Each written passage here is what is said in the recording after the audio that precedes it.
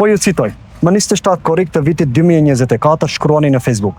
Edhe një problem me dekada merr fund për Tetovën. Strehimore për qend e ndasa.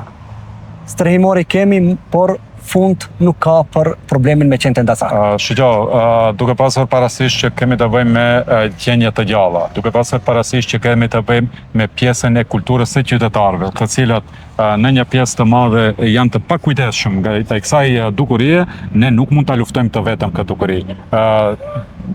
Ditët e fundit, drejtori i ndërmarrjes komunale më informon se kanë kapur në rrugë një qend i cili ka pasur pronar dhe kur është të mplakur, pronari e ka lënë në rrugë, që është përgjegjësi dhe që dënohet me ligj.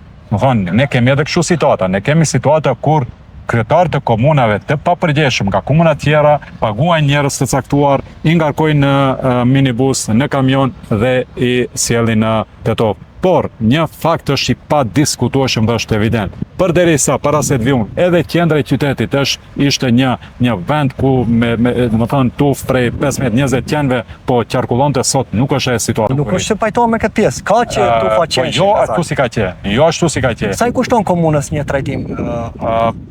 Pa nëse flasim për gjitha, më thënë, ato fazat e trajtimit është dikun të rreth 10.000 euro. Për një muaj? Për një qenë në të cakt, një trajtim, pastaj qëndrimi mujor është në varësisht se sa rrinë qenë aty, sepse jo gjithë qenë rrinë periudhë të njëjtë.